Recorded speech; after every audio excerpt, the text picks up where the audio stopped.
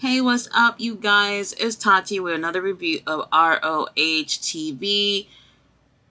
I am going to do my very best with this because I was overwhelmed. Tonight's episode was 3 hours long, and they kept saying that it was going to be a supersized episode, but I didn't know it was going to be 3 hours. On their Facebook page, they promoted 12 matches for tonight. And I was like, that's not bad. They normally do 10 or something around that. But I don't remember ever seeing more than 10 on one show. So, watching the show, I'm not going to lie. By the time it was 8:30, I'm ready for the main event. And ready to probably take a little nap after that or whatever. And then I see it's almost 9 o'clock and still no main event. And then I checked. And it said that they were going to finish at 10. So from 7 to 10, 19 matches when they only promoted 12 on their Facebook page. That's crazy. Now, I'll tell you why that's a bad thing. Is because since ROH has started, they have not been consistent with how long their episode actually is.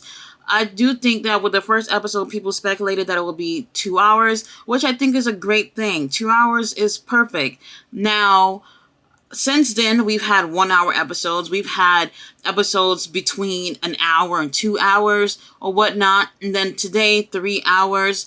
And then they don't have any commercials. So it's literally back to back to back matches. So that can be a little overwhelming. So I do think that while there was a lot of great matches here tonight, I just think that they did not have to drag the show out for 3 hours. You know, they had time that they can save to have some of these matches that weren't so important to pull them out. And on top of that, rather than having all these matches, they should have focused on building some storylines, because for the most part, it's just matches and not really any stories going on. So I'm just going to talk about the results and only talk about what's really important to discuss. First match of the night is JD Drake versus Mark Briscoe. Now, whenever Mark is on the card, he is always in the first match, but I have to give it up to JD Drake. I was really impressed with him in this match. This is probably the best I've ever seen him. He has such great energy, and he was doing things that I was not expecting for a big man like him to do. Unfortunately, he gets the jobbers type of approach in AEW, but people forget how great a lot of these jobbers are. And in this match, I was really, really impressed. I already knew that Mark Briscoe was going to end up taking the win. I really felt like, if anything, this match did more of a service for JD than for Mark Briscoe. Mark wins, but he vows that he is going to get that TV title from Samoa Joe. So let's see what happens with that. Next, we had Claudio Castagnoli versus Serpentico in a Proven Grounds match. Now, BCC was not lying when they said that they're helping talent get over. Even though they're heel, you have to really pay attention to these matches to see how, even though their opponents lose, they get a chance to show themselves in a better way. And Ring of Honor is a perfect place to see what Wheeler Yuta and Claudio is doing over there. Now, I obviously knew Serpentico was not going to take the win, so I didn't really take this seriously.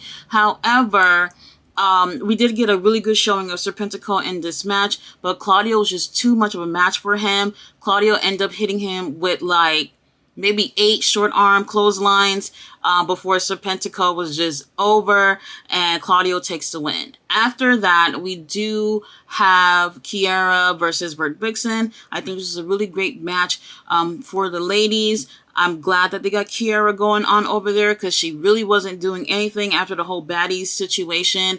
This was a really great match between the two of them. For whatever reason, I kind of thought Vert Vixen was going to take the win here, but Kiera wins. And I have to make this comment. Kiera's ass is humongous. I don't remember it being like that before, but it was absolutely distracting. I kept looking at it the whole time. I was like, either that's new or I've never seen that before. Kiera takes the win. But I do want to say this, that I'm seeing improvement with the women's division in ROH, but I feel like Athena needs a feud going on, a long-term feud with somebody over there. She does have a match with Kiera next week. They just had like a quick bit of exchanges tonight on the show, but there's not a storyline going on. And preferably, I would hope for Athena to be going in a storyline with Mercedes Martinez, but we'll get into that later. And I wanted to mention that Claudio, I hope after the whole Anarchy and Arena match that we get more of a focus of him being the Ring of Honor champion. We need to see more from Claudio and see a really great feud with him and somebody over there. Next, what is probably my favorite match of the night, Kyle Fletcher versus AR Fox. Now, if y'all thought y'all saw something with Kyle versus Orange Cassidy, I said in my review yesterday that y'all ain't seen nothing from Kyle with that match with Orange Cassidy. This is something that tonight, I think that if you did not see this match, you should see it. You will see how Kyle really is in the ring, and AR Fox is absolutely amazing in the ring, and I really wish we could have seen something like this on AEW TV so that they can have more people seeing how amazing they are in the ring. They're absolutely awesome and great shape. This episode was taped a few weeks ago, so Mark Davis was ringside, and they both did have both of their IWGP title and the New Japan Strong title as well, which they had to vacate since Mark had surgery recently. But this was an excellent match. Kyle Fletcher takes the win with a spinning pile driver, and this was absolutely beautiful. These two guys, they need to be pushed, and I hope to see them on AEW in the future, because there's something really special about these guys that I absolutely love. After that, we do have Willow Nightingale versus Hyann. Now, this was a great match. Willow has absolutely improved. I don't know if y'all remember me months ago kind of giving shit to Willow. She was super green in the ring, and I think she improved really, really quickly. She did end up winning the New Japan Strong Women's title over the weekend, so congrats to Willow for that. But I really see the improvement with her. She's a fan favorite. I want to see some more improvement with her. Prior to her winning the title, I did think we were going to have a storyline with her and Athena, but I don't think that's going to be the case now that she has a title with New Japan. So props to Willow for doing so much better. I'm really excited to see where her future goes. Next, we had the Kingdom versus Willie Mack and Ninja Mack. They're now known as the Mack Attack. The Kingdom is... Well, aside from the Lucha Brothers, I think the Kingdom is the best tag team in ROH. I'm going to be honest and say I kind of hope they take the titles from the Lucha Brothers. We don't see much of them as tag teams in ROH. We keep seeing them in singles competition. And then, yeah, we saw them against Claudia and Wheeler last night on AEW. But that doesn't really feel like a ROH thing when you're doing it on AEW TV. All that was really to help elevate BCC in their storyline. Now, when it comes to this match, I felt like both of these tag teams were really, really strong. Willie Mack, Ninja Mack had really great chemistry. Really does shit in the ring that is absolutely insane for a big guy to be doing. I want to see more of the Mack Attack. They have really great chemistry. I really feel like ROH needs to pick up things with their tag division, and I will definitely start with having the Kingdom taking the titles off of the Lucha Brothers. The Kingdom end up taking the win, but Willie Mack and Ninja Mack vow that they're going to continue as a tag team, and we haven't seen nothing from them yet. So next we had Mercedes Martinez versus Dream Girl Ellie. They really had a great match. However, this match really showcased more Mercedes in this match. And I'm really advocating for her to have a feud with Athena. This is actually Mercedes' second match with ROH this year, which is absolutely crazy. She's one of those people I thought that was going to be in the first episode of ROH. However, they got her now, and I really want to see some big things with her. So I'm really hoping that soon, not too soon, because I don't want them to rush anything, but soon, hopefully we get to see her having a long-term feud with Athena. I think out of everybody on that roster, she will definitely be able to give us something that the fans will enjoy. Now, from there, the show does die down a bit for me. Next, we had Ashley Danbar versus Danielle Camilla. Now, I felt like this match was slow. I just could not enjoy it. I just did not like the pacing of the show. Ashley does end up taking the win. I'm not sure. It felt off to me. I didn't feel their chemistry. Next, we had Rocky Romero versus Titus Alexander. The match was okay. Rocky takes the win. Now, we've been seeing Rocky taking some wins here. But to be honest, when I look at Rocky Romero, he's one of those wrestlers that come and go type of people. You see him in New Japan. He's recently been in Mexico, and here and there we see him with ROH. So I don't know what they got planned for him long term, but he does end up taking the win. The match was okay. Now we have business pick up a little bit with the Righteous and Stu Grayson. So trios action here. They go against Marcus Cross, Very Morales, and LSG. Now, this was really, really interesting. So Stu Grayson decides to give the Righteous a chance and have a trios match with them. I felt like this was the best match that we've seen the Righteous in since they've returned to ROH. I've seen better with Stu on his own, but I felt like Stu really added something to the chemistry with the Righteous, so I really enjoyed it. Now, this wasn't a bad match, but I really felt like this woke me up when it comes to the Righteous. Because at first I'm like, I don't know where they're going with this. And I actually enjoyed this. Now, throughout this match, we have the Dark Order who's watching ringside.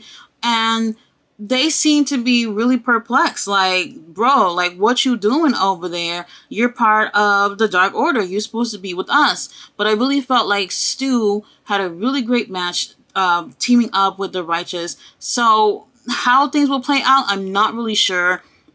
After the match, the Dark Order tried to, talk to Stu, and Stu ends up just walking off like, I don't know, y'all type of situation. So it was really interesting to see that. I'm not sure where this is going storyline-wise, because the Righteous has been, I guess, recruiting Stu Grayson. I don't know with him walking away from Dark Order if that's him giving the Righteous an answer as to if he's going to join them, but we'll wait and see. To be honest with you, Stu has been doing really, really great since he's returned. Been seeing really great matches with him. So I really do hope we get to see a really good push for him. But the Dark Order, they just seem to be lost. After that storyline with the BCC, they got dropped like a bad habit because the Elite really made their presence known in that storyline. So I don't know what's going on with the Dark Order, but I really did enjoy seeing the Righteous and Stu teaming up tonight. Next, we had Shane Taylor versus Tracy Williams. Now, I was kind of torn because I really like both of them. I do like Tracy Williams a little bit more on a technical aspect. But for this match, it was all about Shane Taylor going over. The match was okay. Now, next we had Athena in a proving ground match against Promise Braxton. This match was okay. Athena wins via submission, but all this was really about getting Kiera Hogan into the picture. So after the match, Athena attacks Promise, and we have Kiera who comes out to help and ends up laying out Athena. So now we're going to see these two go at it next week. Next, we had Realistico versus Tony Duppin. Now, these two guys are super talented. I did enjoy this match. Realistico takes the win via submission. I really expected to see much more with these guys, not just tonight, but as far as where they are on the card. They're super talented. For whatever reason, I'm not understanding what's going on when it comes to the booking in ROH. I'm trying to really give it a chance, but these two guys are super talented, and I expected to see more. Now, unfortunately, this was taped like 2 weeks ago or so, and since then, Tony has broken his arm, so we will not be seeing Tony in action for quite some time. So after that match is when I fell asleep. I had to watch back to see what was going on. But next we had Sky Blue versus Miranda Alizé. Sky Blue takes the win. I'm kind of feeling like, even though she's still winning, something about her feuding with Athena made her feel a lot more elevated. And since then, things have died down for her in ROH. Next, we had Darius Martin, Action Andretti versus Cole Carter and Zach Clayton. Obviously, Darius and Action Andretti takes the win. They are really coming off hot from a match that they had last week with the Kingdom that was really, really great. So I'm just hoping that their momentum don't die down from here. I want to see a lot more with these two guys because we know for sure Dante is going to be gone for a long ass time. Next, we had Blake Christian versus Nick Comoroto. You guys already know Blake takes the win. He's one of those guys that, you know, he hasn't been with AEW long, but he has a lot of talent, and I don't want AEW to fall asleep on this guy. They need to do the right thing and push this guy as far as they possibly can. Not quickly, but they need to appreciate somebody like Blake Christian who's, you know, going to have a big name in the future if they push him right. Then after that, we had Diamante versus Trisha Dora. This match was okay. I'm really glad they also got Diamante as well. I do want to see her go against Athena in the near future. Diamante does take the win. After that, we have a little promo with Alex Coughlin. Finally, he is going to be going against Shibata in a Pure Rules match for the title. We haven't seen Shibata for a few weeks now. Not sure what was going on with that, but they don't have to be on every week. But it'll be great if, even if the champion is not on the show, we get to see Pure Rules matches anyway. I would like to see that. Now, I'm really having high hopes for that match. I do expect to see them do a really great job. These two guys are super, super talented, and I don't expect to see anything less than great. Next, we had Penta versus Slim J, and I'm going to be honest with you, I was thrown off with this match. Not that it was bad or anything, but I feel like they're wasting time with having tag champions doing solo matches. We've been seeing solo matches from the Lucha Brothers since they won the damn titles in ROH. I don't want to see that shit. They are supposed to help build up that tag division. Now, I'm not blaming the Lucha Brothers on it because at the end of the day, they're being told what's booked and they're doing their jobs. It's really whoever's putting the pencil to paper back there that is making these irrelevant matches when they should be focusing on the tag division. And the Lucha Brothers are really great assets to have as champions over there that could really help build up these other teams. So for me, I just felt a little disappointed. Like, it should have been the Lucha Brothers versus Slim J and any one of the Trust Busters, and they could have had a match where even though they would end up retaining the title, they'll still help get over other teams. So I was really put off with this. They really need to get things right with the tag division. They actually started off really well with building the tag division. Since unfortunately Jay had passed away and Mark was going to have to vacate the titles anyway, they started off really strong up until they had that match where the Lucha Brothers won. And then from there, we've only really been seeing the Kingdom really getting a lot of opportunity. Well, the best matches as far as tag teams go. So I'm just a little disappointed with all that. You guys already know Penta ends up taking the win. Alright, y'all, main event time. Samoa Joe, Zack Saber Jr. versus Matt Sydal and Christopher Daniels. Now, if Matt and Christopher wins, then they get a title shot at their TV titles. So, to be honest, I wasn't mind seeing Matt and Christopher taking the win. However, that does not end up happening. Samoa Joe and Zack Saber Jr. wins. Now, I'll tell you what I liked about this. They had a really awesome match. Everybody had great chemistry. They had such great chemistry. It got to the point where it's like, you know what? after this tag match, I want to see some singles competitions with you guys. I want to see Matt versus Zach, in singles competition. I do think it would be better to see them two versus Matt and Samoa Joe. I do think that they will have great chemistry, but I think it will be a better fit to see Matt Sydal with Zack Sabre Jr. Throughout the match, we did get to see them have exchanges where it's like, okay, this was a singles match. This would have been really, really great. However, though, throughout this match, what I do like here is that they're showing you that the storyline is going to continue regardless. What they're showing you here is that Matt and Christopher, they have chemistry together because they've been doing tag matches together for quite some time, and they were tag champions together.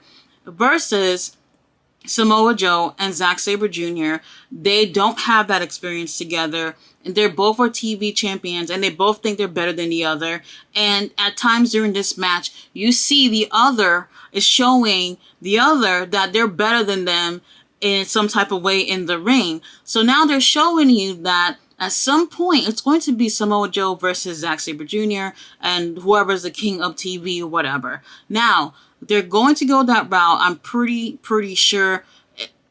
What matters here is when it happens. Perfect Place, I think, unfortunately, will not be on ROH. Will be at Forbidden Door. Obviously, we have Samoa Joe, who will be representing AEW since ROH is part of AEW. And then we have Zack Sabre Jr., who will be representing New Japan. So I do think that would be a better fit for that show. And since Samoa Joe is over there and obviously holding ROH TV title, he'll also be representing ROH in that sense as well. Should the titles be on the line? I'm not sure if that would be a great idea. In one hand, yes, in another, yes. Because it's like, what's the point of having these two guys who have gold going in the ring at each other and not putting either titles on the line? So that would be really interesting to see where they go with that. But I really feel like it would be a much better fit if they had that match at Forbidden Door. Unfortunately, I don't think ROH is at the place right now where they can do that and it would be as successful. Like if they would have did it at Forbidden Door. I do think that it just fits that way. Now, the next pay-per-view for ROH's Death Before Dishonor, there has not been any confirmation about when that will be. Because you already know, we have Double or Nothing this weekend. Then we have, what's next? Forbidden Door.